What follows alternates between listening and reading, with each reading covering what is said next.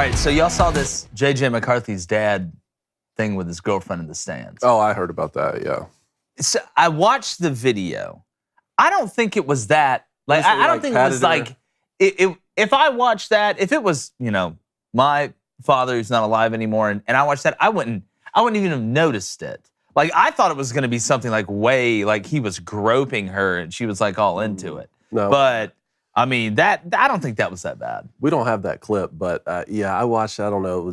It was one of the comments under was what really got me. One of this guys under the comment said, anyone laughing at the idea that, you know, their girlfriend, their father would be like inappropriately touching their girlfriend shouldn't make fun of the situation, okay? Because my wife and my father used to be really close, and I just dismissed it. And 3 years later, they're married and they have a son, and it's my brother. No. That's what he said in the comments. Oh my God. What are you doing that? I mean, I can't.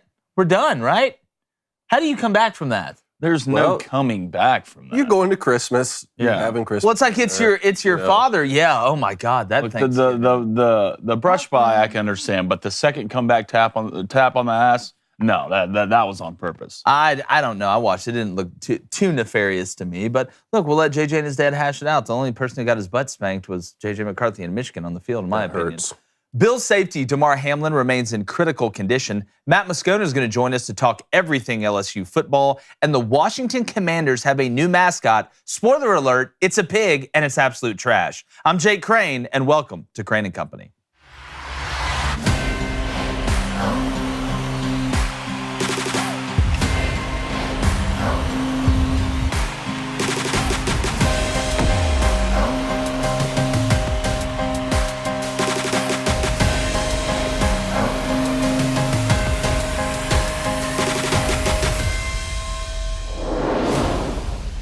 We saw the worst incident possible take place Monday night in the NFL's Bills vs. Bengals game in Cincinnati.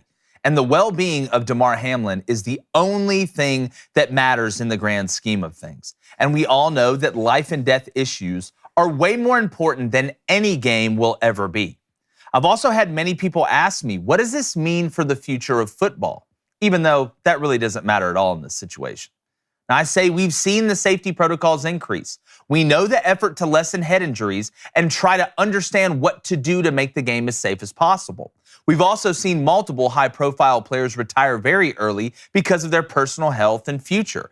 Luke Kuechly, Andrew Luck, I can go down the list. And even after all the strides taken, the game is still very dangerous. And the stark truth is that the game will never be safe. And the higher you go in football, the more violent it gets. You still continue to try and make it safer, but we all know how big of a risk high-level football is to a player's health. We also have to realize what happened to Damar Hamlin is very rare. I've watched football for 30 years, and I've never seen that happen before. We also have to understand the concussion issue is very different from the horror that we saw Monday night. Both are very scary, but we have to be able to separate the two when discussing consistent injury problems. We always talk about the future of football and if players will eventually be wearing flags. And while we need to continue to find ways to keep players safe, the risk will always be there. But the sad irony is the reason the game is dangerous is the same reason we love it so much. It's the reason the sport is as popular as it is, and that is the speed and violence of the game. Now, sometimes we get so caught up in our team or our bets, we forget that these are human beings that are doing superhuman things in real time. Is there a great answer for player safety or a perfect answer? Not yet, but we all recognize the risks, and when you play, you know the possibilities.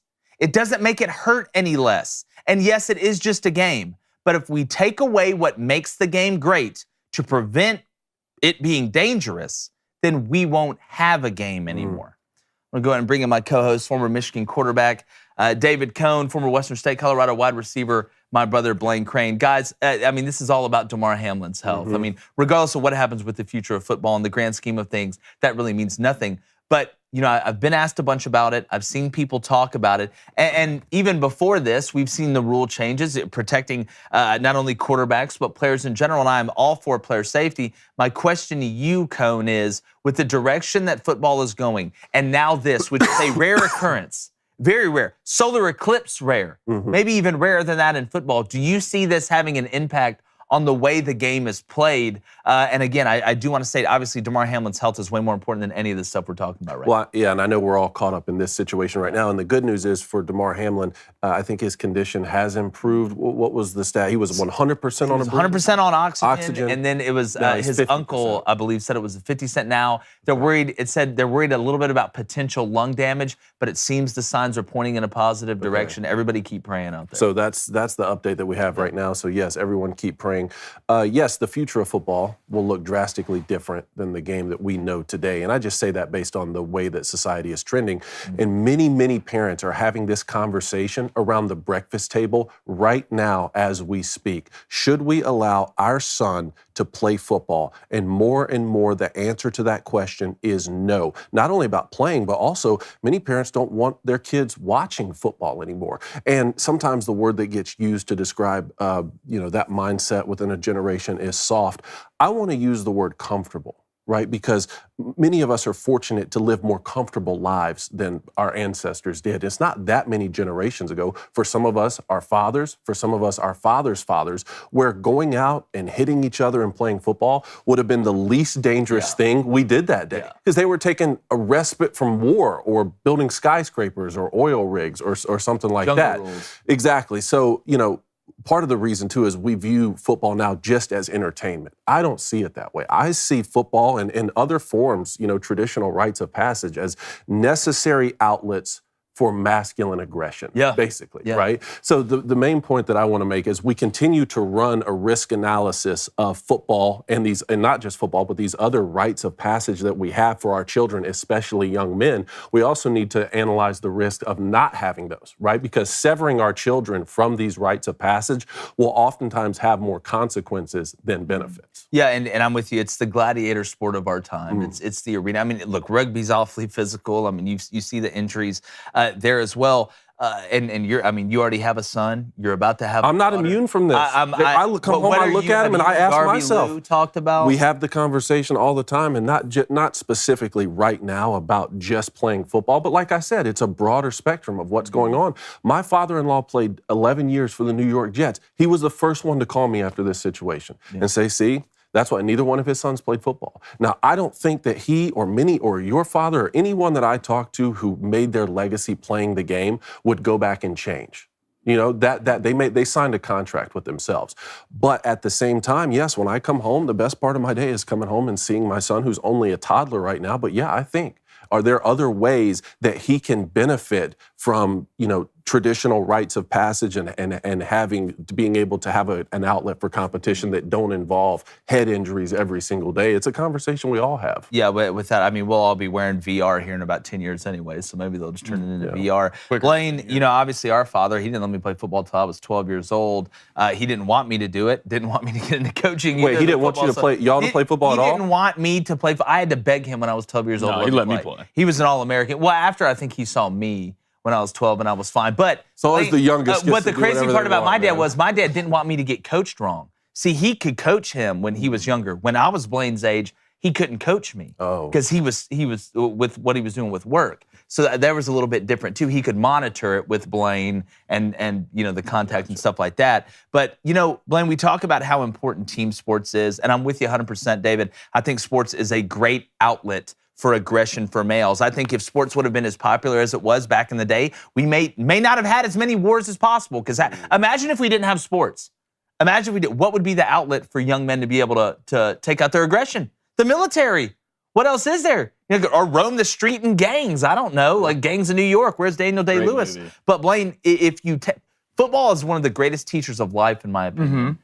Because you do go through adversity physically and mentally. It's full encompassed. Kind of, what are your thoughts on the future of football? After not good. Situation? It's not good. Not even this.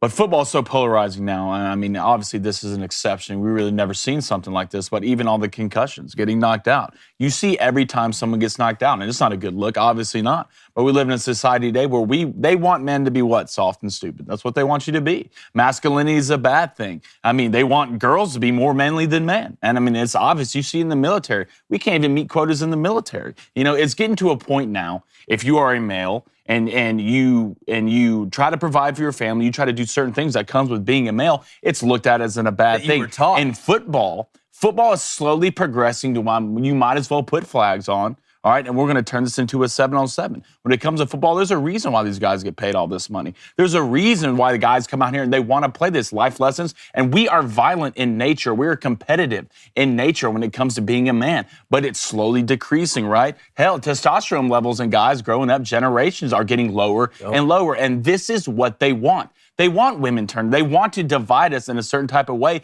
They don't want the father to be the father. They want the woman to feel like they can go out and be a man, do this, raise a kid, be masculine to the kid. There's roles that need to get played when it comes to human life and being a man and being a woman. But they slowly want football out of the game. They want violence out of the game. They don't want competitiveness. They don't care if you're a guy or girl. A girl can be just as masculine as a man, and then they want guys to be absolute betas. And you see it in today's society, not only in football, but it's everywhere. So I would not be surprised in the next 5 to 6 years, less hitting, maybe no pads, different helmets. They'll go, obviously, player safety matters. It matters. I'm not saying it doesn't. But there's a level of violence that comes with this game. You're going to get hurt when you play this game. You're probably going to get knocked out when you play this game. But we are men, all right? We like violence. We like competitiveness. This is just in our DNA. So will I be surprised if 5 years from now we're tagging off and we're just throwing the ball? No one's running the ball? No, because at this point, society wants girly guys. No.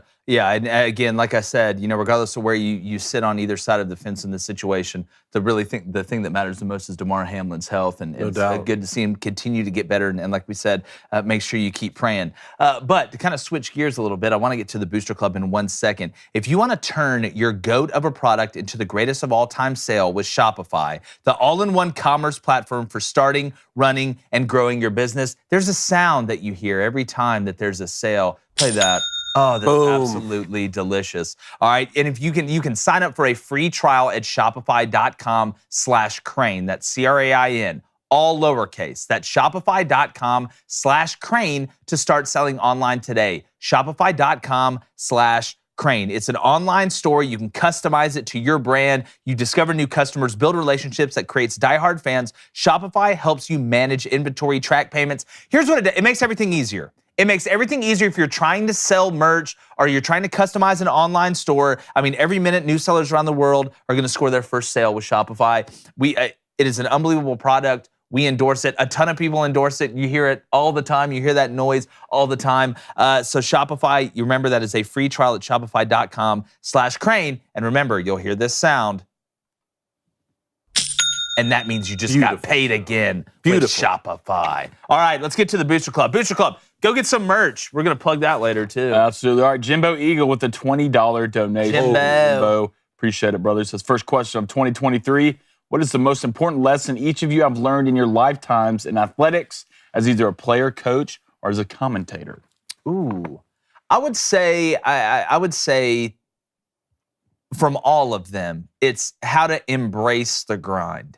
Mm-hmm. That to me is something that rings true, whether you're a player, whether you're a coach, whether you're having to keep up and do things like this, and you get up at 4 a.m. And look, we do a show that talks sports. I mean, we're very fortunate. I did manual labor jobs. I worked construction in the summer. I mowed greens at golf courses at 5 a.m. before we went to work out for football and baseball. So I knew about the grind, but what coaching and playing taught me was consistency. Everybody can be excited for the first day, right? I used to tell my guys all the time, everybody be excited for day 2. Yeah. Day 3, we're finally in pads, we get to hit. You know who I want? I want guys that are excited about day 9, day 14, day 17, show 225. I try and wake up every morning, and it's not fake, because you talk to yourself. You know when you're trying to trick yourself into something. It's embracing that grind. It's getting up and saying, man, I'm a little tired today. Well, you know what? Screw that. It doesn't matter. I've got to go in and handle my business. Yeah. I was taught it's what sports teaches you. It's head coaches say all the time, I don't get you up to do this and run you and roll you and watch you throw up and watch you struggle and try and make you quit just to win games. I do it so that when you have an electric bill and a water bill and a car payment and a mortgage and you got 2 kids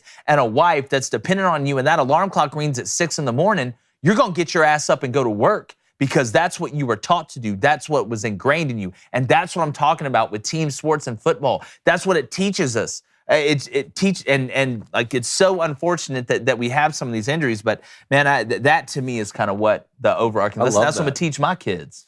If I had to pick one aspect of sports that had the biggest impact on me, I would say understanding the correlation between preparation and success. Now, eventually there gets to a point where you can prep as hard as you want, and I still wasn't the starting quarterback at Michigan. Tom Brady's going to prep this week as hard as he can. He may not win the football game, but at a younger age, especially playing a team sport, to start to understand, wow, I put in all that extra work this week, and myriad of ways, whether that be throwing with your dad or whether it be studying some extra film or just getting a good night's sleep and eating the right things, that impacted my performance in a positive way. That's so cool to see because that's going to make you put in a little extra effort like you're talking about when you have a job or when you have a family and a wife and a child. You put in that extra work, that extra preparation, and you can see the results on the other end. Exactly right. I would say as a player for me, it'd be trust, especially Trust tree? Yeah, we're in the trust tree always, that. But trusting teammates, trusting your coaches, and as a coach, one thing I learned as a coach is just these guys are more than just football players. Mm-hmm. Being a student athlete's not an easy thing to do.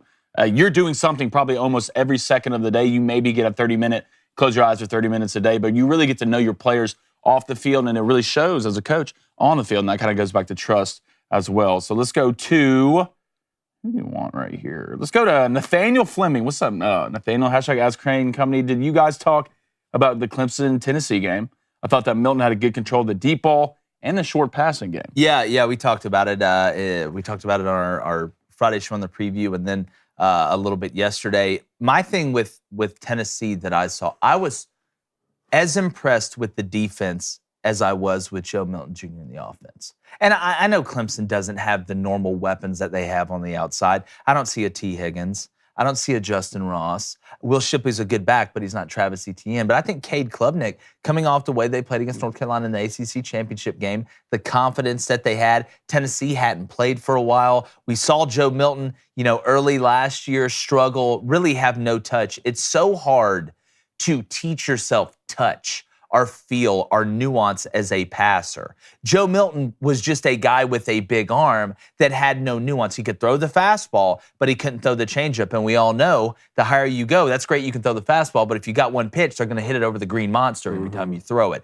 So watching Joe Milton's growth in the intermediate game, in the short game, and then just the way he looked, the poise in the pocket, but also body type-wise. He didn't look as big. He looked slimmer. He looked more agile. He looked more comfortable. He was able to flip his hips and throw in different platforms and angles than I've seen him. So, again, we know about the deep ball. We know how talented that his arm is from a being able to throw the ball far standpoint. But it's that changeup, it's that touch that is going to separate him. And if I'm a Tennessee fan, after watching Joe Milton's performance in that bowl game, I feel a whole hell of a lot better. And if I'm Josh Heupel and that staff, I feel a whole lot more comfortable about the quarterback situation going into next year. I know they got a stud young guy coming in, but man, Joe Milton looked like he's going to be able to take the reins. The bigger question is what are they going to do out at wide receiver? I know you got Brew McCoy, who's a young guy who's very talented, but you're losing Cedric Tillman, I believe. You're losing Jalen Hyatt, who won the Biletnikoff, but they've recruited at a high level. So if I'm a Tennessee fan, this isn't, look, here's the deal with Tennessee. This is a flash in the pan.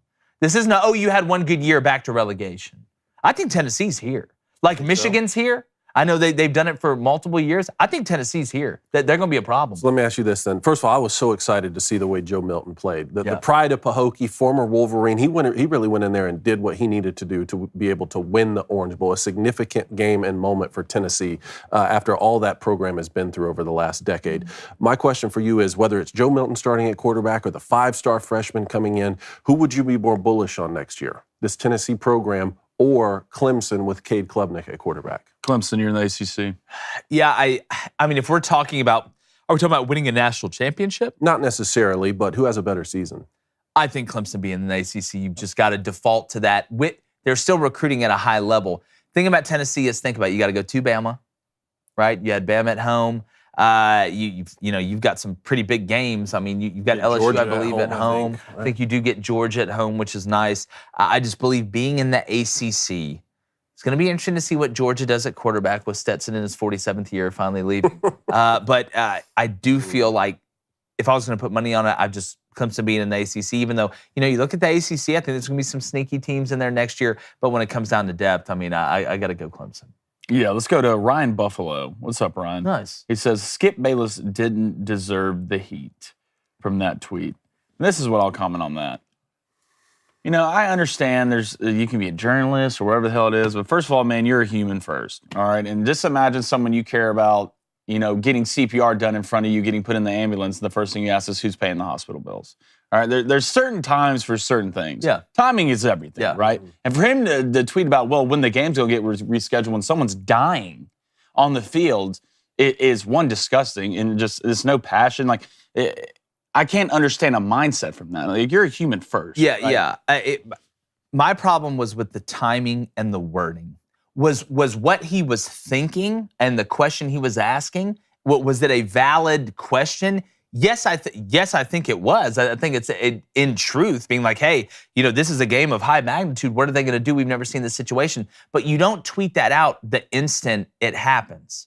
I mean, it's again, it's like Blaine said. It's like asking who's going to pay the hospital bills right when somebody gets hurt. I mean, there's a time and a place and Skip knows that. Skip knows that. And look, he's a multiple-time offender too. This isn't like you know, Scott Van Pelt tweeted something, you know, out of nowhere and people just started excoriating him. There's a reason Shannon Sharp didn't get on that show yesterday. There's a reason, and look, you have some people that defend it, and that's fine. Dissent moves us forward. But it's the timing and the wording. Imagine if that was your teammate on there, and the first thing that pops up is, well, how are we going to finish the game? What are we going to do? He used the word magnitude and crucial talking about the game. Talking about the game. Go read the tweet. Magnitude and crucial. Yeah, maybe in a smaller point of view, but in the reality of the situation, have some situational awareness, man. Mm-hmm. It's like being in a bank and a bank robber coming in, pointing a gun at you and you asking him where's the closest hamburger stand. Have some situational awareness, man. That's all I'm saying. Do I think he should be canceled for it? No. I don't believe in cancel culture. Do I think he should have been excoriated for it? Yes.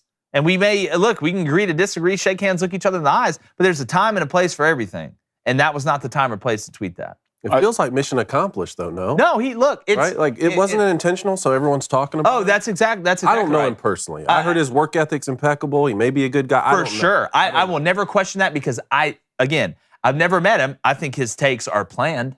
Okay. I think a lot. That's my thing. Yeah. You know, like, I think his takes are planned. I think 90% of those guys' takes are planned. Like, part of it to me is it's like watching a soap opera, right? Or the WWE. Like, deep down, you know it's fake. Like, you know it's fake, but you still watch it. Now, I really don't watch WWE. The dude's an absolute clown. I'm going to sit here and be honest. Yeah, I mean, I'm not a fan of for a long time. I'm not a fan of And the only person you said was lower down on the sports totem pole than him was me. At the time. You started that. Did I? We're good now?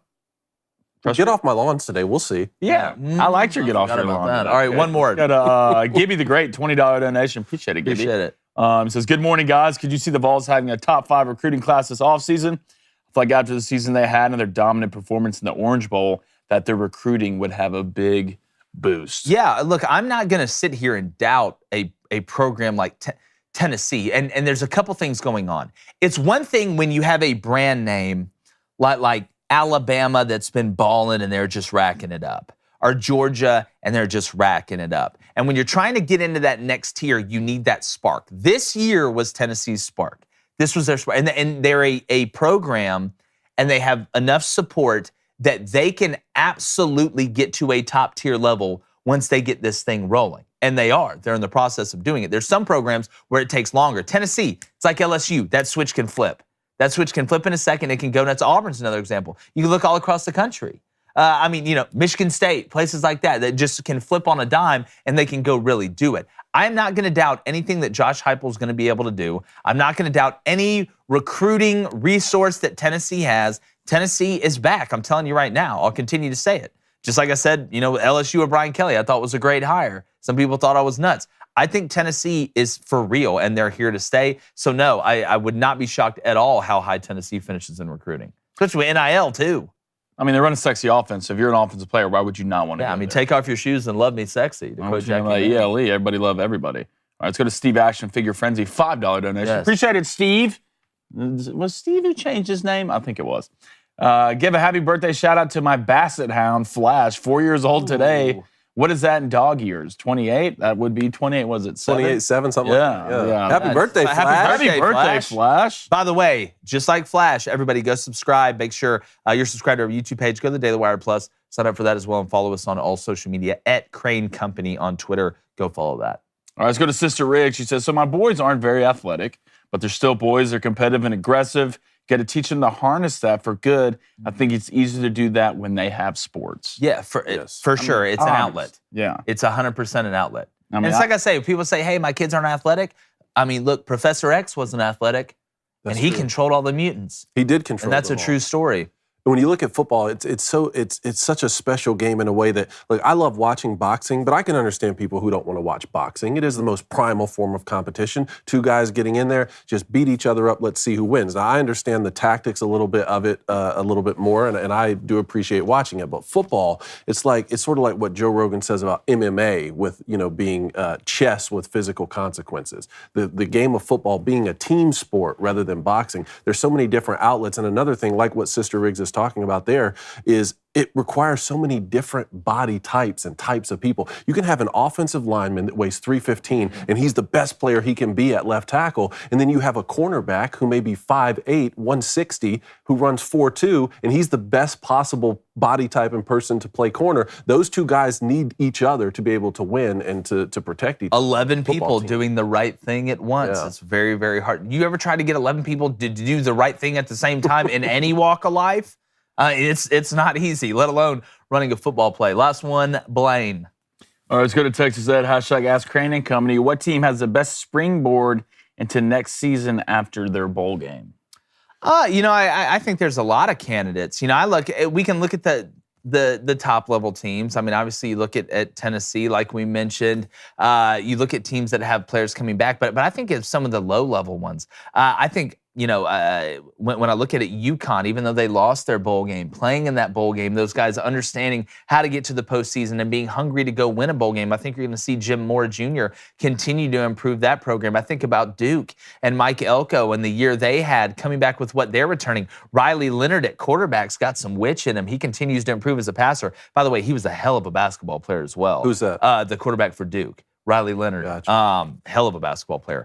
So I look at some of these lower level teams. Tulane, I know they're losing a lot. You win 12 games after winning 2 the year before. You kind of look around the rest of the country as well. I don't think you're going to see a fall off at all with USC with what they have. Caleb Williams coming back. I think they're going to be better and more improved on defense. But Oregon's, I'm telling you guys, DJU, he doesn't have to be perfect. In Jonathan Smith's system, I think it does fit him better. I think it's a little bit more of a breath of fresh air. Is he a great quarterback? No. Did they have a great quarterback this year? No. And they won 10 games. So I think Oregon State is a team, a sneaky team that is going to use that absolute destruction of a Florida team that was not themselves with the players that they had playing going into next year. I mean, Florida State. That's what I was going to say. Two candidates to me are opening with each other next year. Yeah. Florida State and Louisiana State. Oh, that's going to be, and I go on the Jordy Culotta show, the big LSU, and we got Mascona coming on. The loser of that game is not out of it. No. The loser of that, in the winner, you just bought a game of insurance. Congrats. State Farm, Blue Cross, I don't care who the General, doesn't matter. Any commercial Shaq's in. You bought an insurance game where you could lose one and you go back and say, hey. I mean, that's a loss to a top 5 team in the first week of the season. We know the timing of that and how that works out. But guys, speaking of timing, we've got the NFL playoffs coming up. All right, and everybody's like, oh man, it's kind of crazy right now. We don't know who's doing what or who's playing in what. Well, I want to go through these scenarios for everybody so you're prepared to watch and to know what happens. Obviously, you're going to know what your team has to do, but kind of everybody in a full-throated situation here. So let's start in the AFC. All right. For the number 1 seed, which gives you a bye plus home field advantage all the way to the Super Bowl, which we know is absolutely massive. The Chiefs can clinch with any of the following: a win and 1 Bills loss, or 2 Bills losses and a Bengals loss. So really, Chiefs just need to win. Need to win if you're the Chiefs. And they finish with, they finish with the Raiders, at the Raiders. Yeah, good luck with that for the Raiders. The Bills can clinch with any 2 of the following: 2 wins, all right, because obviously the Bengals game hadn't been played yet. We don't know what they're going to do with that. A win at the Bengals plus a Chiefs loss, or a win versus the Patriots plus a Chiefs and Bengals loss in Week 18. So we do know that Bills-Bengals will not be played this week. Yes. We at least know that. The NFL came out with a statement. We don't know if they're going to reschedule it at a later date. Yes. So the Bengals can clinch with any of the following. All right. Now we're talking. Remember, we're not talking about just playoffs. We're talking about the number 1 seed. 2 wins plus the Chiefs loss. Bengals win out. Chiefs lose. Oh, yeah, because one of those games, if they finish, would be against the Bills. That's exactly so they'd right. have to win out. And then, so let's see who Cincinnati plays last. They play the Ravens at home. That may not end up being last, depending on what happened with the Bills, but they do have the Ravens at home. Yeah, which is a very winnable game, especially if Lamar's not going to play. We'll see how that works out. So for the AFC South, not the number 1 seed, so for the AFC South title, remember the Jaguars play the Titans this week. The Jaguars clinch with a win or a tie versus the Titans. Just go out there and handle business. If the Jags lose, they're not out of it completely. I'm going to get to that in a second. The Titans, you got to win. You got to win. It's pretty simple. You got to win at the Jags. So it's pretty easy for the AFC South. AFC North title. The Bengals clinch with a win or a tie versus the Bills or a win versus the Ravens. So if they beat the Ravens, even if they don't make up the Bills game, which I do think they're going to make it up, they're going to win the AFC North. The Bengals have been in the driver's seat. Now, the number 7 seed, so the wild card, right? Last spot in. Here's where it gets wacky in the AFC. I need y'all to stay with me, follow the bouncing ball here. If you're driving in the car, pay attention on the road, but also to me. Patriots are 8-8. They clinch a wild card berth with a win at the Bills or a Dolphins loss versus the Jets and a Steelers loss versus the Browns and a Jaguars win versus the Titans. All right, say that one again. Okay. The Patriots clinch a playoff spot. They have to win at the Bills. Mm-hmm. If you win at the Bills, they're in. Because it's between them and the Dolphins right now, pretty much. Okay. All right? So you win at the Bills, you're in. Or if you lose that game, if you're the Patriots, you need the Dolphins to lose versus the Jets, the Steelers to lose versus the Browns, and the Jaguars to win against the Titans. Okay. And the Steelers playing the Browns. Steelers are 8-8. Mike Tomlin has not had a losing season. It's and look, they're it's going against down. the Browns. Ask Young Jock, it's going down. All right, the Dolphins are 8-8. They can clinch a playoff berth with a win versus the Jets and a Patriots loss at the Bills. They have to win and the Pats have to lose. It's pretty simple.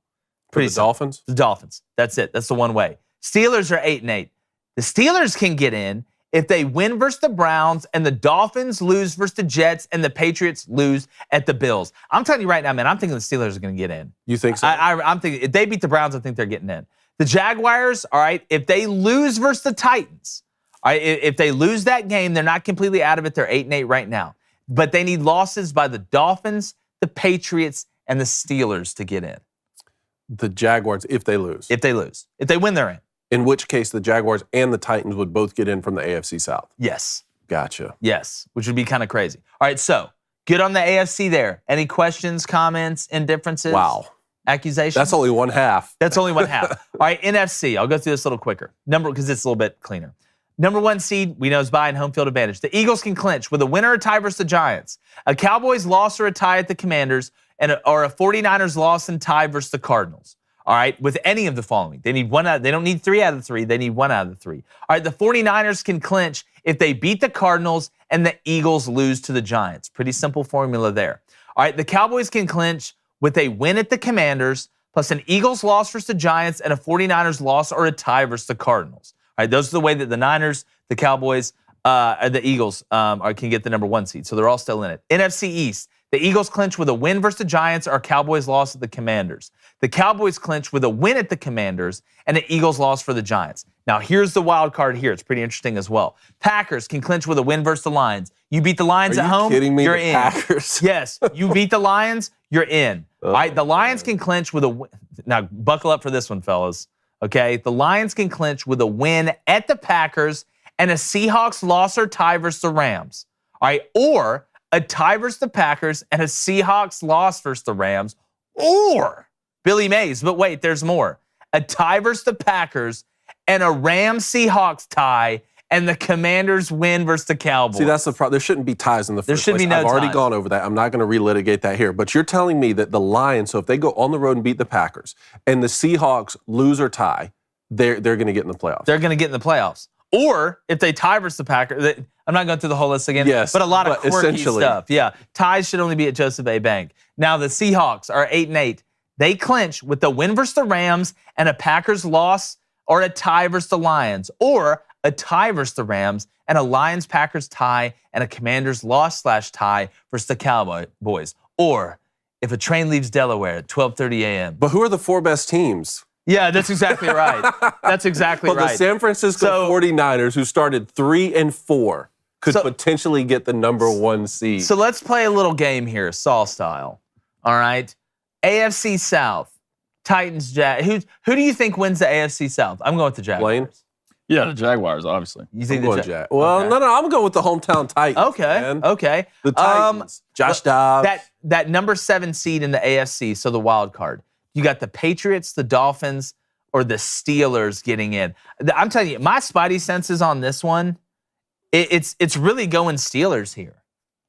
You got the Browns at home, and the Dolphins are playing the Jets. That's the one that worries you, but you look at the quarterback situation. I mean, you got a guy named Skyler at quarterback. Nobody's ever been afraid of that right now. We'll see how Teddy Bridgewater's hand is.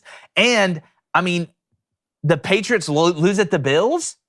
That's doable, man. Give me the Steelers. So the Patriots have to beat the Bills? The Patriots. No, the Patriots can get in with a win at the Bills, or the Dolphins have to lose versus the Jets, and the Steelers have to lose, and the Jaguars have to win. So basically, they need to win. Okay. Let's put it that, make it easier. I go Pats. I just feel like this is one of those, like, you put the string on the thumbtack. I don't know, like, for the last 20 minutes, I don't know what's been going on. At this point, like, give me the Pats. Now you want the 4 best teams in the Now you want the 4 best teams. Well, the Pats play this, All and right. do this, and they wear a tie on Wednesday. And, I mean, I don't know. David, number 7 seed, the wild card in the NFC, the Packers, the Lions, or the Seahawks. I think the Packers beat the Lions at home and clinch it. Oh, man. The Lions have been so magical here down the stretch. Yeah, gumball smuggler. Give me Detroit. Look, Give me Detroit. I don't think you're crazy. What do you say in the comments? Who do you got winning? Who do you got clinching the wild card in the AFC and the NFC? Tell us in the comments in the chat. Give me the Packers. The Packers right now, 1, the defense looks good. 2, they're running the football. They are. And a Packers team that is playing good defense, looks inspired, and can run the football only sets it up for what? Aaron Rodgers to be even better than what he is. Christian Watson's coming on. Kid had like 33 touchdowns in 3 games. So we're trying to see the Packers turning into somewhat everyone the Packers thought. So I don't doubt when it comes to Tom Brady, Aaron Rodgers, somehow these guys always just find their way into the playoffs. Playing good at the right time. Mm-hmm. Right? That's what it's about. I wouldn't be surprised with the Lions, though. Well, guys, I'm just telling you again, not a lot of people are talking about them. I picked them to win the Super Bowl before the year. They've had a ton of injuries. Chargers. Watch out. I'm still worried that, like, what's their identity when it comes playoff time? When it comes, you're on the road. Justin Herbert, Austin Eckler. I know it's and every time I think about, man, what's the Chargers' identity? And I'm thinking about, okay, Austin Eckler is just so great, so generational. And I'm like, that's not enough. I think about a Titans team where Derrick Henry, it's like one player is their identity in a much different way. So I do understand that. And maybe they'll hammer this thing out in the playoffs and the Chargers can make a run. Yeah, and look, they've been bitten by the injury bug as bad as anybody, but you do have Keenan Allen. Gerald Everett's a serviceable tight end. Mike Williams is out there making catches that I've never That one-handed spinning catch he made on the sideline. Somebody that big. It's almost like, which one? He had several. I mean, you're too big to be doing that, man. Blanye. What? Booster Club before Moscona gets in here. All right, we got a $20 donation from Ben Layden. Whew, almost messed that one up. Oh, no. Ben Layden. Rookie card. First time watching, always listen to you guys. Appreciate it, Ben. My favorite sports talk show. When will David Michigan and Flaming Dragon gonna duel for superiority? Look, the comic book's being written right now. I mean, we got a whole origin story. After Saturday, it's David Bama. Oh, wow, the script has flipped. It's David Bama. What do we say the name of his about right? His arch enemy. It must be a tough life, Dave. Must be a tough life. The alma mater. Yeah. Okay. David's the guy in the fans who has the Michigan jersey on. They start losing, takes it off. He's rocking a Bama. Well, people always ask me, all the time, I don't like scary movies. They're like, why don't you watch scary movies? Because I'm an Auburn fan. I'm scared all the time every time I watch them. Why am I going to do that myself? But who was the enemy that we said of David Michigan? It's Blake Jane. Oh, you talking about Blake Jane and Replacement Cone? Blake Jane and Replacement Cone. Yeah. Which, by the way, Replacement Cone still got a little bit of flavor. Still festive. All right, let's go to Hunter White. Hunter White says, can we get a mashup of all Jake's random bits? We could do that, right? Are we doing a best of 2022 mashup? We should. What does he mean, random bits? Like just the stuff we talk about that's not football? Stupid stuff, I guess. I don't know why you had to think it's stupid. Yeah, I didn't call him stupid. I'm saying stupid stuff. Random. All right? I'm great. Okay. Maybe have some knowledge get dropped something on you. out. Maybe get cultured. Yeah. Get cultured. What Like jersey you wearing kombucha. today? Let's go to Matty Ice, 1994. Who would have thought after the beginning of the season that the Packers, Steelers, and Bucks could still make the playoffs? Incredible. It really is incredible. I mean, we talk about parity in college football. You've had a ton of craziness in the NFL, and typically, we see craziness, but the fact that this many teams and this many scenarios at the end of the year that we didn't think, I mean, again, I'll give you another one, the Lions, the way they started out, who in the hell thought they'd have a chance to be where they're at right now? I mean, the Patriots basically have me running out there at wide receiver, and they're still in it. Belichick just finds a way with Mac Jones, which, by the way, we're going to show that video of Mac Jones and kind of the dirtiness that he plays with, which I'm not a fan of. Yeah, there have been several clips. I've been defending him, one but against you the keep sending me Panthers is more bad. and more and more. Mac Jones is the Grayson McCall of the NFL. Grayson Allen? Grayson I Allen. was about to say, Grayson, is he on that level? Yeah. No, look, I'm going to say I think he's a Draymond Green. Really? Look at the amount. He literally tried to tear that Panthers player's leg off, and then he's taking guys out behind an interception. I don't think he's Draymond. Draymond's Well, in the category by Evidence himself. has been stashed. Tripping people. Look what Mac Jones did. He slides with his foot up like this, trying to kick guys in the groin. What did Draymond Green do? He's out there groin kicking too. I think it's a groin kickoff. Look, he's just trying to tear ACLs. He's not trying to hit anybody in the private. Somebody's going to catch. I'm telling you right now, they're going to catch him. They're going to get Mac Jones eventually. You play that. That's on film forever. Like, they know that in that game, they will. What does old girl say off Wedding Crashers? When she asked Vince Vaughn, I'll find you? Yeah, she said, I find you. Yes, she did. They will find you. Part of what's skewing my perception on this is like I've met Mac Jones and he was like the nicest guy you Those could are the ever ones meet. that are always the And hey, dirtiest. on the They're always gridiron, the on the dirtiest. gridiron though. Why do you think the best double agent spies are the one nobody would ever think? They're baristas giving you coffee. That's exactly right. Like, hey, Mr. Belvedere, come on in here. Let's shut the door. Yeah, they got a meeting at 11. Like, it's just, I'm telling you, don't trust them. Well, Mr. Belvedere was up to no good. Yeah, don't trust them. All right, let's go to Brock McNeil, $5 donation. It says, with the NCAA in talks expanding to 90 teams in the NCAA tournament, why ruin something beautiful? Hashtag Okay. Stay at 68. Hashtag not all change is good. Okay, here's my thing. First off, we obviously have to separate college football, college basketball. The playoff system's way different. The sport's way different. It's not just apples and oranges. It's apples and bricks. I mean, two just opposite things.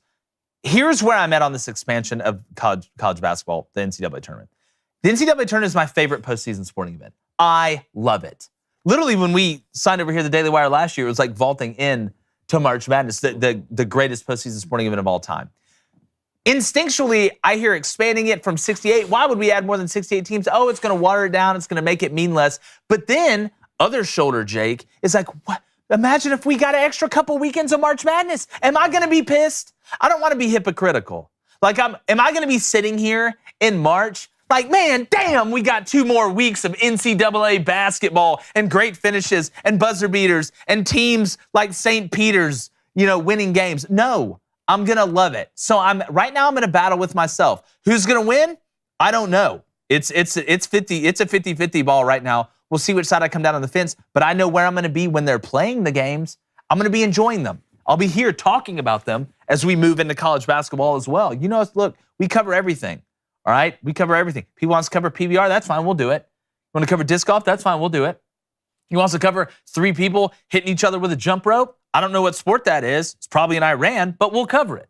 But when it comes to expanding the college basketball, the March Madness NCAA tournament, I'm just back and forth on it right now. Yeah, no, I'm the same way. My gut says, like he said, don't ruin something that's great. And it's actually working. The NCAA has done one thing right very well for a long time.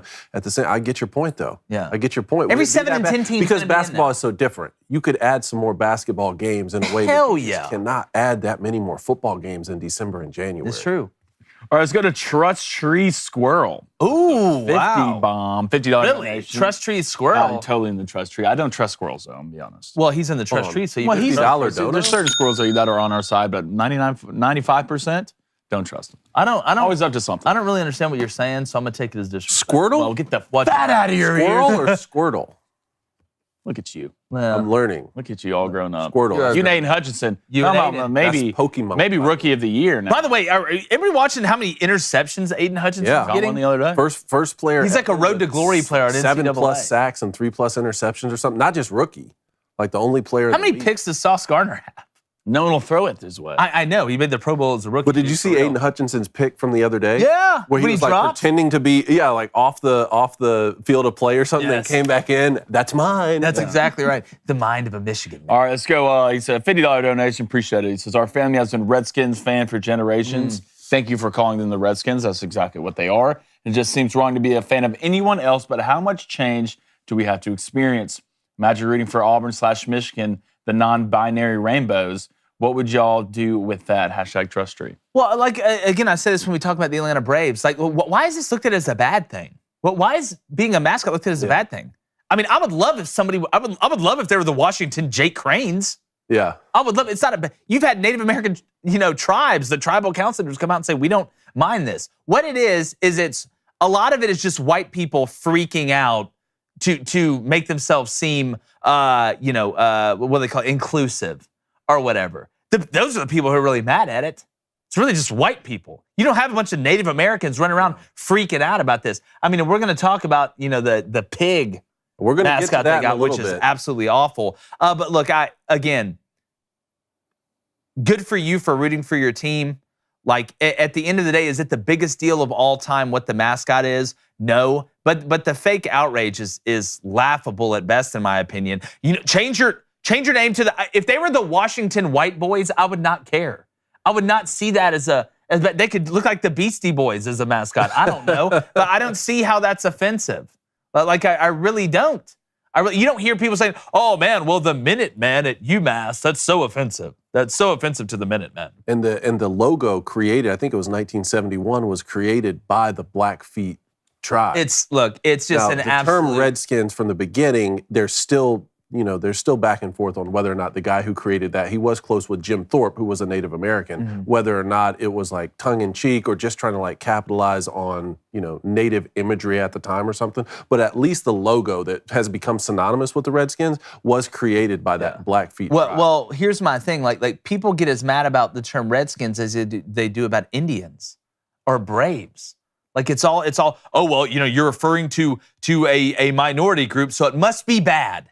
So then it must be bad. We're trained to think that way now. We're trained to look at race the first chance we get. We're trained to think negative things about if you look a certain way, you are automatically oppressed or this is automatically against you. And that just, it's a part of society that hopefully as we evolve as a species, we get out of. Because it's really just ignorance is what it is. It's ignorance dressed up with a PhD wrapped around it. I saw something the other day. I don't know the exact specifics, but I think it was the New York Public School Board or something like that mandated that every New York public school in the state, if they had a name or a mascot that had to do with Native imagery, that they had to be done with that by the end of the year. So just, a week ago. And I saw this in like November or December. And I said, I tweeted, in future news, the New York Public School Board demands that there be representation for natives within mascots and school names. Yeah, no, that's what it's going to be. We're heading toward where everything just gets referred to as a number. Like you don't go to George Washington High School. You go to school 742593. That's what you go for. I'm telling you. That's crazy. offensive to numbers. How dare you? Let's go to, what did Malcolm said something funny on here. He said, as a black man, I'm offended by teams having blackout games. I know, it's ridiculous. I'm pissed about it too. Let's go to RN. He says, let's all just agree to move Notre Dame into the state of Ohio and just kick the entire state out of the U.S. # problem solved. Look, I mean, Ohio out of Yeah. I mean, I got buddies that are from Ohio. I think Ohio's a fantastic state. We played in there multiple times. But look, it's just craziness. All right, let's go to Charles. No, let's go to Garrett Frank. Garrett Frank says, he was talking about the PBR, which that is. He says, hey, no hate on the PBR. No one was hating on it, Garrett. It takes a different kind of man to ride a 900-pound animal bent on murder for a belt buckle. Yeah, look. Never watched it, been to it. Well, one of my favorite Sweet to movies watch, is 7 Seconds with Lane Frost. That was one of my favorite I haven't movies. seen that. Growing up. Or 6 seconds. I'm trying 6 or 7. I can't remember. Look, 5 seconds. 5 seconds? I don't know. I don't know. We'll see. 8? My thing with bull riding is this. I would love to go see it. I've actually fun. never seen one in person. Am I going to sit down and watch PBR on TV all the time while drinking a PBR? I don't know. Probably not. But highlights and when they get on those big thick bulls and you're seeing those big time crazy ones that have bucked a ton of people, that's fun to watch. But I'm not going to go out of my way to watch it. But those guys, look, you're brave. I mean, that's nobody's. There might be a new segment coming to the show when we're hitting certain sports like this. It might be something in the works. So I mean, we'll see. Let's go to, I do agree, hot dog water. The squirrels on Auburn campus are somewhat trustworthy. Let's go to J.R. Real. He said, did either of y'all see what former Tennessee great quarterback Danny Ainge said about Stetson Bennett? Yes. He called him a punk. Yes. Can you say he's jealous?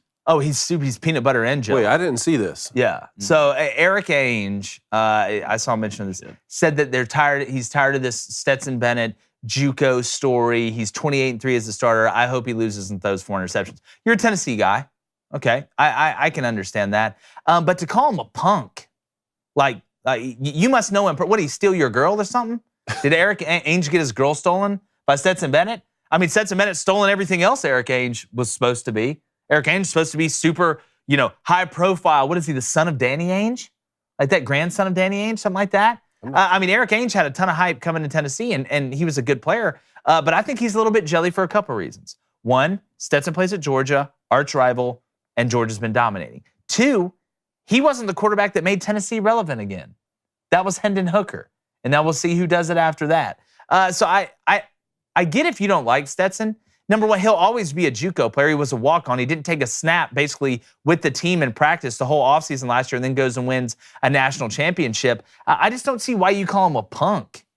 Why? What is that? Maybe you're trying to raise your profile? Usually punks say that. Yeah. Usually that's punks a punk call thing other to say. people punks. They don't know. We all know your ass hurt, buddy. Just hashtag get over, build a bridge and get across from. Yeah, you're right. He's such a punk, he says. Yeah, you read it. Read the whole thing. No matter what happens, most people respect Stetson Bennett's career arc. He went from being an afterthought to being a star, while Eric Ainge definitely isn't among the QB's biggest fans. In fact, he thinks Stetson Bennett is a punk. Yeah, I want Stetson Bennett to throw 4 picks and cost his team the championship. He's such a punk. Man, look. I don't get that. Grow up, dude. Yeah, like what are you, 11 years old? Grow up. Look, losers focus on winners. Winners focus on winning. Yeah, like you want to fight me in the playground or what? Grow up, Peter. Ace City says it's Stetson's attitude. I haven't really seen a lot of bad things out of Stetson's attitude. You have to be a little bit somewhat of confident. I wouldn't say cocky. I wouldn't say Stetson Bennett's a super cocky guy, but he's confident. I mean, the kid was a JUCO. He's a walk-on. I mean, he had to earn his spot. Now he's a national champion. So I mean, what does Stetson do to you, bro? There's some deep personal wronging here. So did Stetson leave him hanging on a high five at some sort of underground quarterback spy meeting? I don't know, but to call Stetson Bennett a punk, I don't see that. There's some guys I would call punks. There are true punks out there, but whatever. Okay, so the movie's called 8 Seconds. 8 Seconds. All right, it's called 8 Seconds. I think we can all agree here that 8 seconds is an extremely long time. Unbelievably long time. Unbelievably long time. Unbelievably long. Let's be honest. That makes sense because in the Amarillo by Morning, that song, I'll be pulling for 8. I'll be hoping for 8 when they pull that gate. 8 seconds, I guess. 8 seconds. That must be the. Is that the time they? That's blow the That's time you have to be on the bull. Stay on the bull. Yeah. Yep. Let's go to RN. He says, I'd totally watch a Crane and Company Ocho network where they battle it out 1v1v1 in cornhole, ping pong, dodgeball, darts, and beer pong. Yeah, we should do like a circuit. Should we do a circuit? Let's do it. Cornhole, horse. All right. After all the trash talking that boy's done over here, I'm gonna have more shots and Pfizer going in out there. And then we'll have other ones. Horse? Yeah. Get slaughtered. Yo. Oh, you know this, Blaine. You can sit here on the show and pretend like you don't know to look cool, but deep down you know. Cornhole would be a battle. I'd probably give you cornhole. It'd be a battle. Ping pong, definitely taking that home. No. Dodgeball, won't be close. You can't even lift up your shoulder. Darts. You're white I'm good now. I'm good now. Trust me. Yeah, you're white good, man. Yeah, I've been in the gym throwing it up. Yeah, good. Darts, I'm decent there. Beer pong, y'all aren't close. No, that's fine. We'll do the circuit. Champion of and Auburn. we'll see. We'll do a circuit and we'll see. If you're in Auburn and you remember Coyotes, three-man round. If you're in Auburn, if you remember Coyotes, all right, they used to have a champions weekend where it'd be pool, beer pong, and cornhole. Right, you win a $500 bar tab for the weekend. So it's where all the alcoholics. 6-0.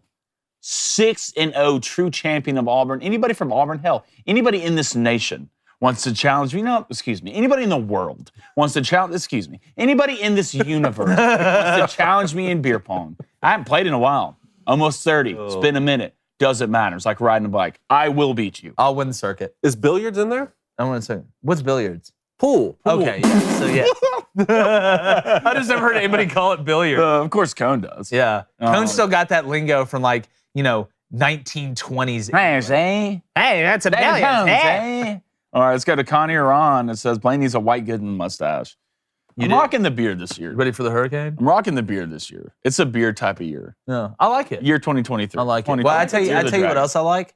It's Wednesday. So it's time for my favorite segment. We're having some technical difficulties. Okay. Technically, it's difficult to get Matt Mascona on right now. So it's Wednesday. It's time. Matt must have attended a party in Atlanta. Yeah, 6. Yeah. Our 6'7" curmudgeon of a friend, an old man trapped in a young man's body. David, who are you telling to G off your L today? Washington's new mascot, Major Tuddy, needs to get off my lawn. The NFL franchise, formerly known as the Washington Redskins, now the Commanders, unveiled its new mascot this week, Major Tuddy. And yes, he is a pig. Now, I'm a longtime football fan, so I get the homage to the Hogs offensive line unit of the 1980s, but there are several problems. First, that pig does not do justice to one of the greatest O-lines in history. For a local Pop Warner team, Major Tuddy would be welcomed at the trough. But if you want to strike fear in the rest of the NFC East, we need to see something like Bebop and Rocksteady from the Ninja Turtles. But even the most ferocious of the Hogs wouldn't do justice now that you've settled on the name Commanders. Do you really think you're good enough at football to have your team name and your mascot be completely unrelated? Who do y'all think y'all are? Alabama? No. Has this organization learned nothing from the last naming controversy? An oversized pig representing the politicians of Washington, D.C.? Talk about cultural appropriation. I mean, if the idea was to always involve a hog, you could have saved us a lot of time and just tweaked the name to the Washington Pigskins. At least then we could have had a proper laugh. But I guess these are the same creative masterminds that made Sean Taylor's statue a hollow man. You're not forgiven. Dan Snyder promised he would never change the team name of the Redskins. But once he caved on that issue, all that has followed is a dozen investigations, a half dozen lawsuits, a $10 million fine, and more team names than winning seasons. As a sports show host, I love Snyder's weekly segment of Hold My Beer, I Can Top That. But as a football fan, I hate this circus of a situation. I hate it for the coaches, the players, the staff members, and most of all, the fans. And I do hope for the sake of this once great franchise that this is rock bottom so they can start heading in the right direction. And until that's the case, stay off my lawn, Tuddy. Yeah, Dave. Great stuff, Dave. I don't understand this mascot. I don't. Okay, the hogs thing, pigs thing, hog mollies, whatever I get. But can we put another picture of the mascot up here, though? Jeez. Can we just put a picture of him so everybody can see? If you're on audio, you got to see this thing. Like you said, whoever the creative team at the Washington Commander Redskins, Indian They're Raids, the Redskins. Whoever it is, this is just, it's not good. I feel like I'm walking into a Piggly Wiggly on Veterans Day. Now can you show Bebop from the Ninja Turtles? That warthog of a thing? Yes. Oh, that's who that is. Yeah, Look there at you that. go. Now that's the type of hog right there. If we're going to be picking a mascot, that's the type of hog who's... If I'm going to play somebody, I'm much more worried about Bebop from the Ninja Turtles than I am about Porky Pig that the Commanders just put on there. It's almost just as offensive. I mean, you put a pig in a military costume and you give him the right as a major. I mean, let's be honest. That's another problem, the rank here. Commanders, we're talking about major here. Yeah. Another thing, worst yet, the offensive line unit. Bring up the Hogs offensive line picture again. This unit, they copyrighted basically the Hogs name from when they played, and they're now litigating possibly a lawsuit against the Commanders for the Hogs mascot. Good, I hope they win. Good, I hope they win. It's getting weirder and weirder and wild. I hope they win. Everything that Washington, D.C. touches is a disaster. It's a disaster. It has to be rock bottom, right? It's a disaster. Or is it just going to keep... I feel like if you went and sold ice cream in the middle of Washington, D.C., something would go wrong. Something go wrong. Like, who was the Redskins fan that was talking to us earlier in the chat? You remember who it was? That wasn't Squirrel, was it? That was Squirrel. Squirrel. I want to know, like, how do they feel? Like, are they still hanging on? Are they supporting the franchise? He said he's still supporting, but how much change can you possibly go through? I'm with him, man. I'm 100% with him. It's ridiculous. But no, that was great. Get off my lawn, Coney. Let's get in a little rapid fire. Are you down? Okay, let's do it. First of all, let's start with Donovan Mitchell. Scored 71 points. Now, it wasn't overtime, but he scored 71 points. And then, miraculously, the Cavs were PED tested the day after. It's amazing, right? It's like Brock Bowers after the national championship game last year got drug tested while everybody's celebrating in the locker room. Really? Yeah. Had to wait. Couldn't go in and celebrate with his teammates after the national championship game because they drug tested him right after. Brock Bowers? Brock Bowers. Wow. He talked about it after the SEC championship game when they asked him. Absolutely ridiculous. But I tell you, apparently he's not the only one that had some fun in Atlanta. We're going to bring in Matt Moscona here in 1 second to talk about it. But when we talk about Spider and his 71 points, I know it's overtime. He scored 13 points. That's still so many points. I mean, in a game where I know there's not a ton of defense played in the regular season in the NBA. I think we all know that. I think we can all agree. Even if you're playing mid-level defense, to score 71 points to me is just absolutely impressive. But looking at the decision that Donovan Mitchell made, looked like a pretty good decision right now, in my opinion. Blaine, what do you think? I mean, it's Spider. One, he's probably so glad to be at this Cleveland team. This Cleveland team's a good team. 24-14 right now. A half game. Shock the nation. A half game behind the Bucks will be a problem in the playoffs. Good for Donovan Mitchell, man. The dude's an absolute stud. He's really coming into his own full-fledged on defense, too. And I know NBA doesn't play a lot of defense, kind of like you brought up, but Spider's playing somewhat defense. Cleveland's a pretty solid defensive team. I wouldn't be surprised if you saw the Cavs in the finals. Really? Wow. Yeah. Wow. Speaking about studs, Matt Mascona, after further review, world traveler, bourbon connoisseur, and a man that once figured out magic and then sadly forgot. Mascona, what's up, my friend? Good morning, gentlemen. Happy New Year to you all. Yes. Happy New Year to you as well, my friend. I mean, I know it's obviously with LSU having played Purdue the other day. It's winding down a little bit. Psych, just kidding. We have the transfer portal and recruiting. It never ends. But I got to start, all right? I got to start with what a lot of people have been talking about. You know me, this isn't TMZ. I'm not out here trying to, Sherlock Holmes or Nancy Drew or Hardy Boys this thing at all. But do you think the rumors about the so-called, we're going to call it a togetherness party. That's what I'm going to call it. A party where people come together to do adult things. How about that? That good, David? That's one way to put it. That's one way to put it, all right? Everybody's just together. Do you think that's true what happened with Kayshon Boutte and the recruiting director and then a couple coaches? What are you hearing on this situation? So I had kind of heard that a week ago. Mm-hmm. But honestly, guys, it doesn't matter what I think. And I'm not going to cop out. I'll answer the question. But I think what happened with that, and I said this on my show yesterday, I don't even like talking about it because there's people right now who have no idea what you're talking about. Now they're going to go Google it. And even though I would admit to you that, acknowledge it's completely plausible, right? I mean, that adult people would do adult things. There is no chance ever that any of the people alleged to have been involved will ever talk on the record about what is alleged to have happened. Yeah. So it's nothing but internet rumor and hearsay, and that's all it will ever be. So no credible media outlet is ever going to report that as news. Brian Kelly was asked in an indirect way about his staff, and he said everyone is in good standing. He was very adamant about that.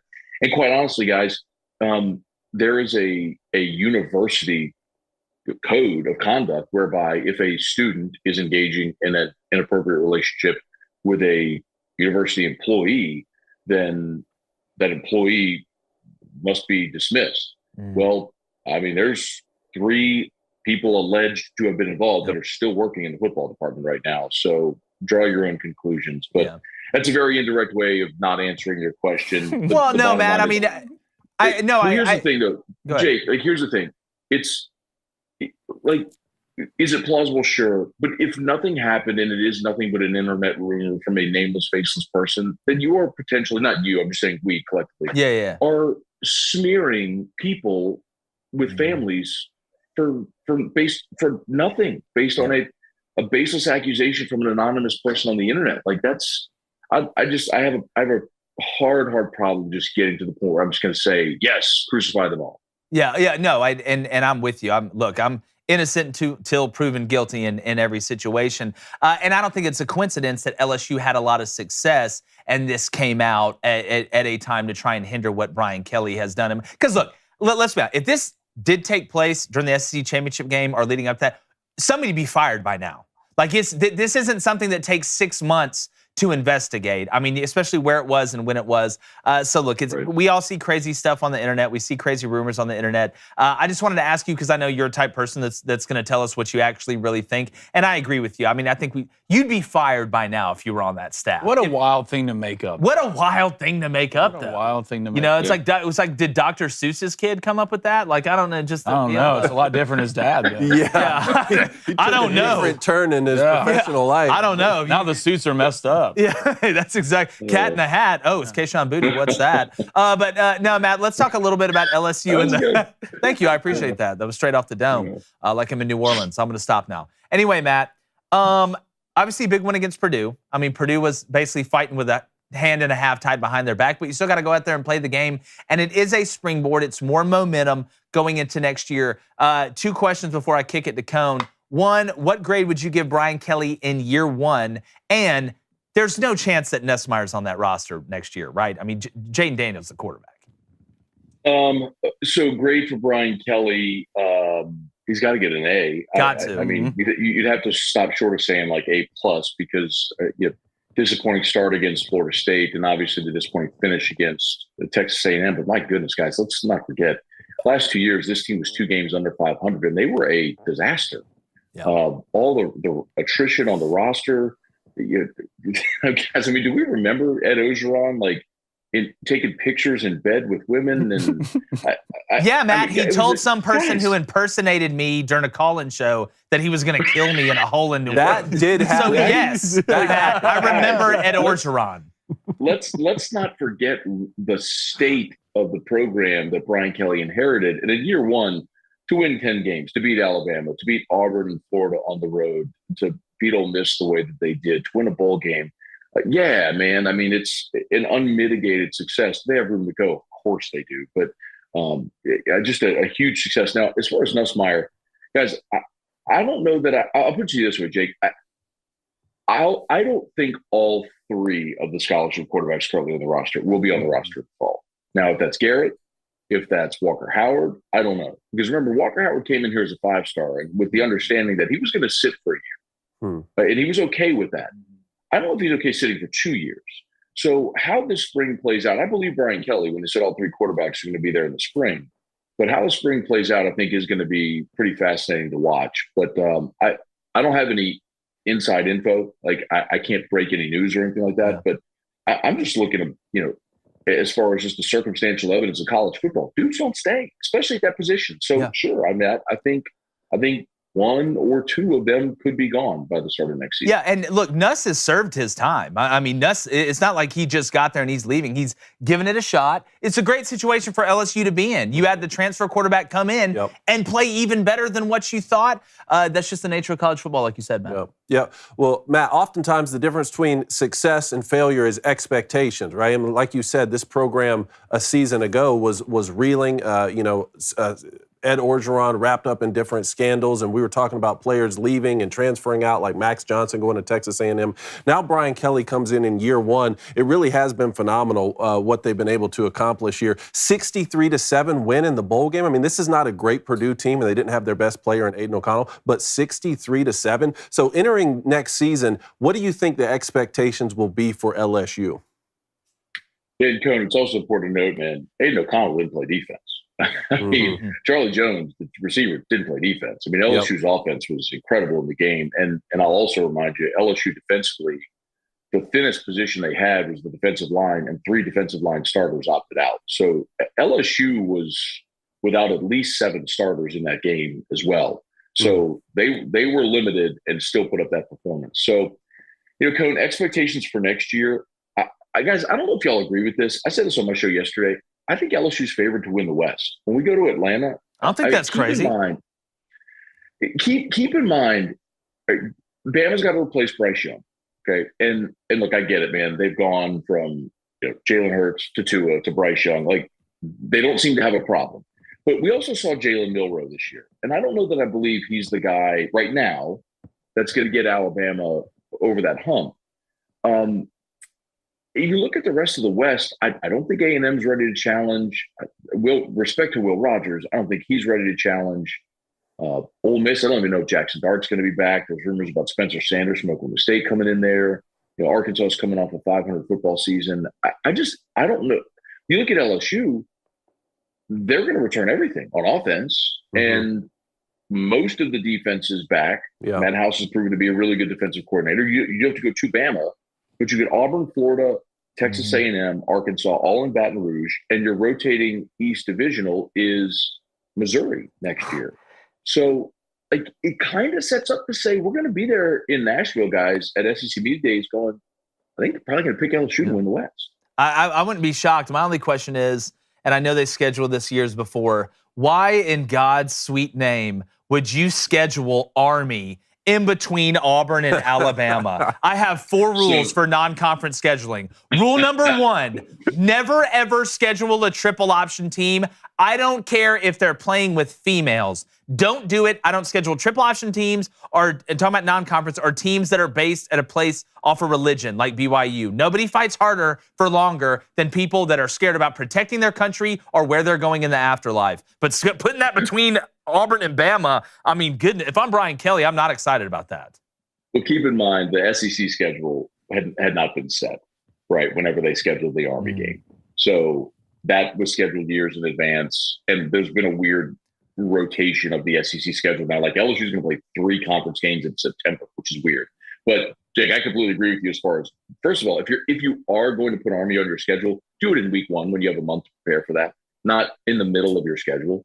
So yes, that is mildly terrifying, but that's also not a conference game. So and then you'd get a week off before the Bama game. But they are going to open up in, I think the opener next year. It's the best game on the slate, week 1.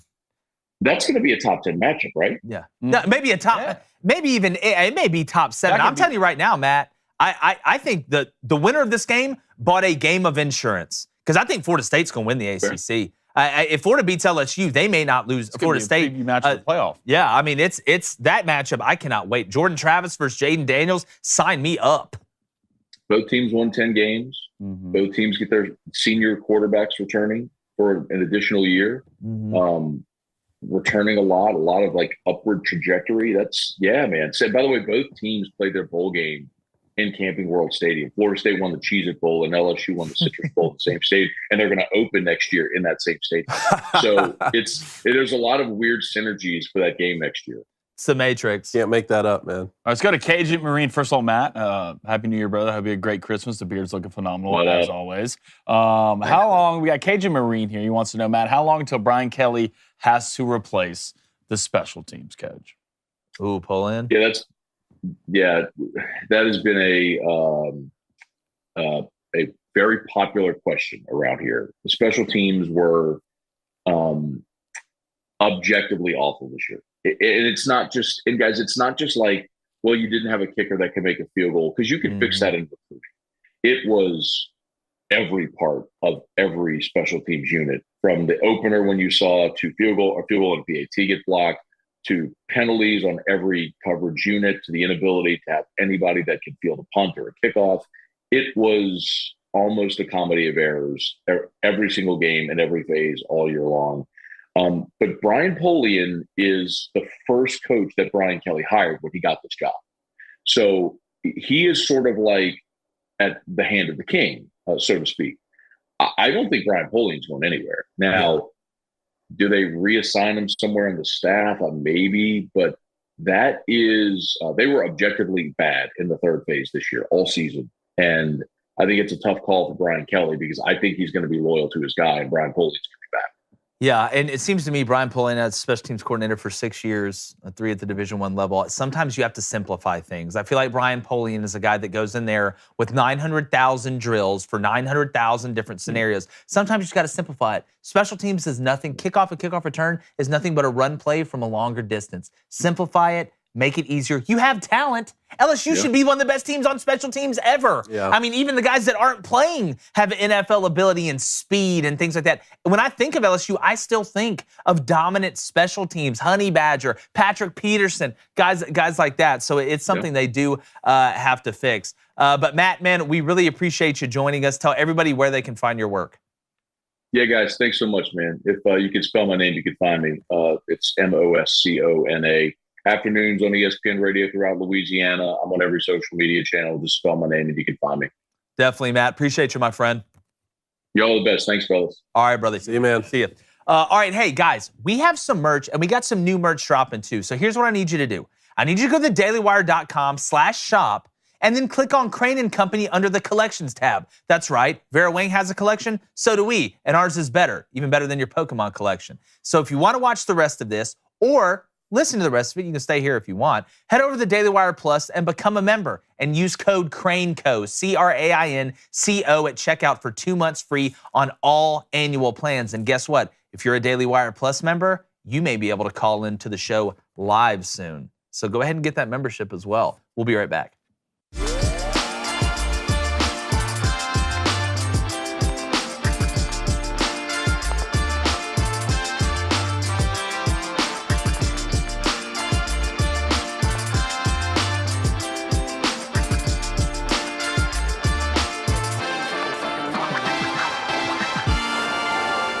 All right, let's finish rapid fire from earlier. All right, let's do it. So we were talking about Donovan Mitchell put up 71 points. You were talking about the Bucks. Funny, that's my next one. Actually, you want to show the clip here? Yeah, let's go. Donovan Let's go ahead and Mitchell? show the clip of Spider right here. The Cavs are up 140-132 in overtime, 47 and a half seconds. Let's go ahead and play the clip. Cannot believe the Cavs are good. That's cash money in your face. Oh.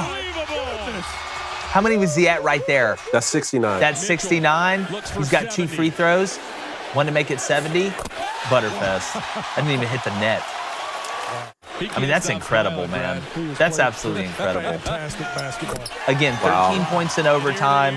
You dropped, 58 in regulation. It's a great day at the office. It still blows my mind that Kobe scored 81 in that game. Yeah, it does. And Blaine was talking about the Bucks. Well, Giannis put up a career-high 55, and that ended the Wizards' 5-game win streak. Yeah, the Wizards were hot. Why shouldn't they be? Again, look, the Bucks are going to be there. We know what they are in the East. It's the thing with the Bucks is, can they be healthy when it matters most? What happened to them last year, Chris Middleton not being able to play, was obviously a huge dent in what they were trying to do. Giannis is elite. He's a freak. He's from Greece. He's 35 feet tall. He speaks 13 different languages, and he'd probably help the aliens talk to us if we didn't do so much stupid stuff. But they need Chris Middleton.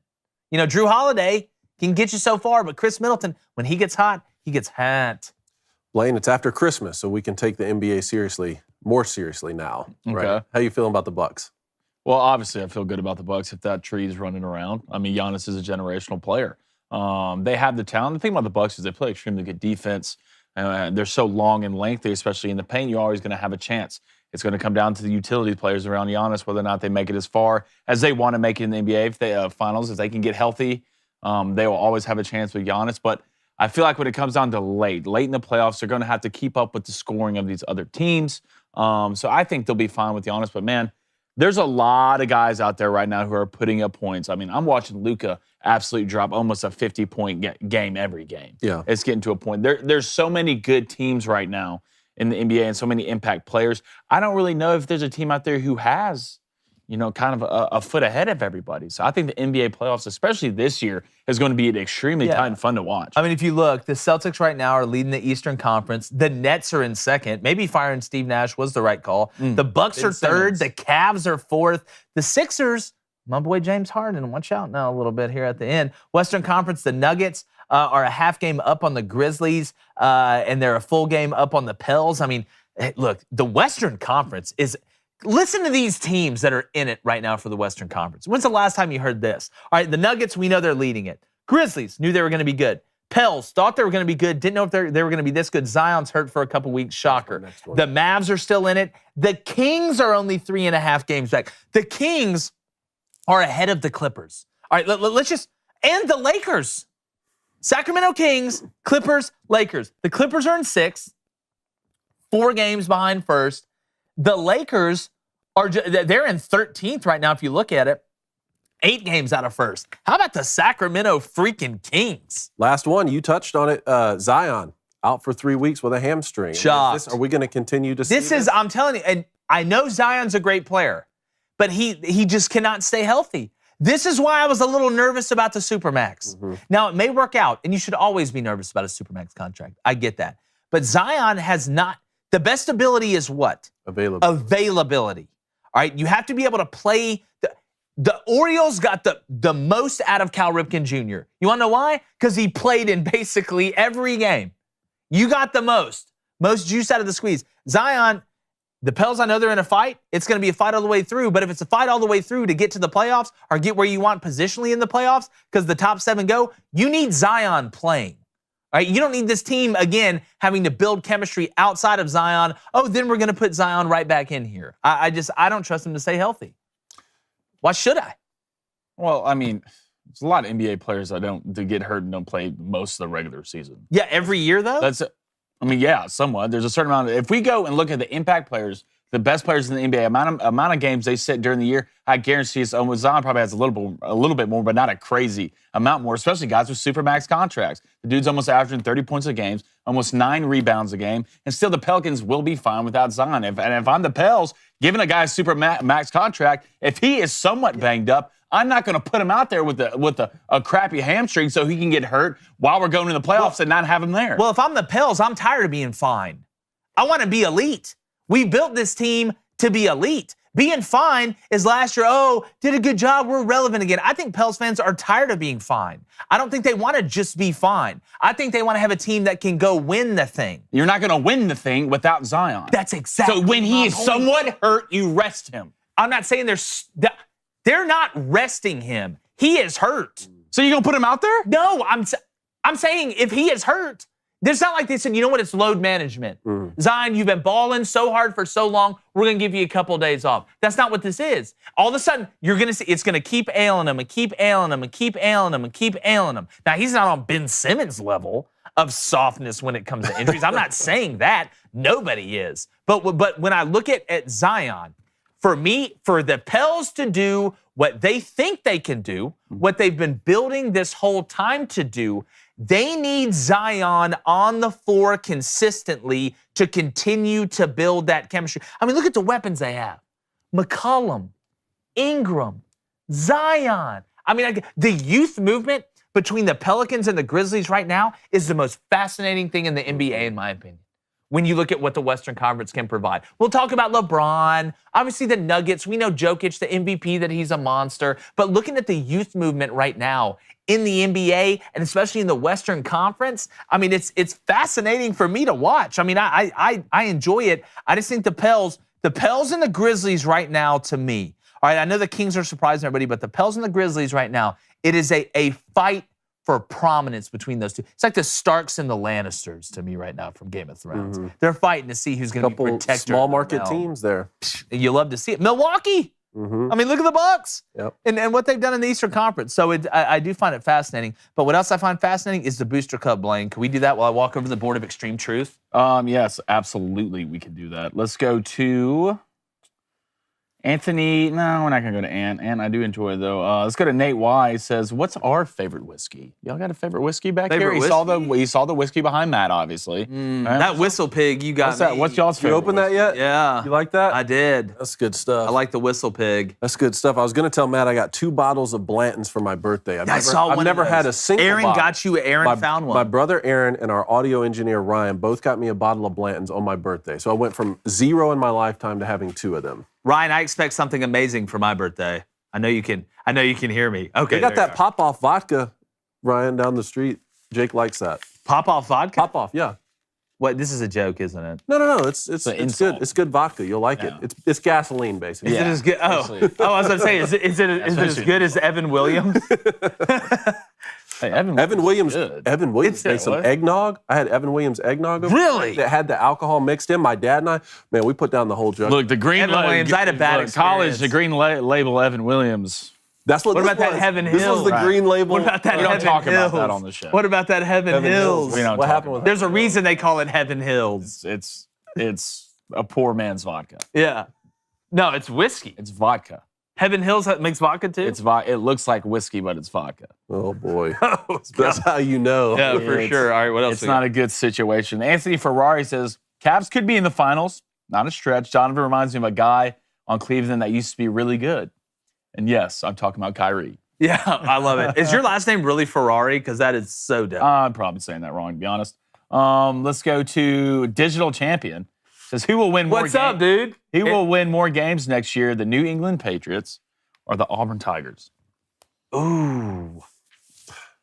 Well, see, that's Patriots tough because play you more play more games. games They play in so the many more NFL, but games. I guess, look, if the Patriots don't add weapons, I mean, they may both win 8. Ah, that's a good question. That is a really good question. If this is who I think it is, we need to play some MLB The Show, which I haven't played in a while. Apparently, Who is it's it? pretty good. Can't beat me, you know. Let's go to Dr. Dre, New York. Dr. Dre? We'll add it to What's the up, show. Dre? What's up, Dre? Dr. Dre's in there? Yeah. What's up, Dre? Crack a bottle. He says, who won the Fantasy Football League? We're going to get to that in a second. Let's get to picks. What a great segue there. All right, yesterday, 1-1, had the over in Nebraska, Michigan State at 131, and y'all scored 130 points because Nebraska can't shoot free throws. Fred Hoiberg, your son finally gets to play because y'all are getting beat to death, and his little white self with his headband can't go up there and shoot free Don't throws? bring race into this. No, Don't and bring I race into am. this. I am for free throws. Disgusting. You got one job, 5'9". 5'9" out there. You come in when you're losing by 30 points. You get to the free throw line. Your last name's Hoiberg. Put it in the bucket, son.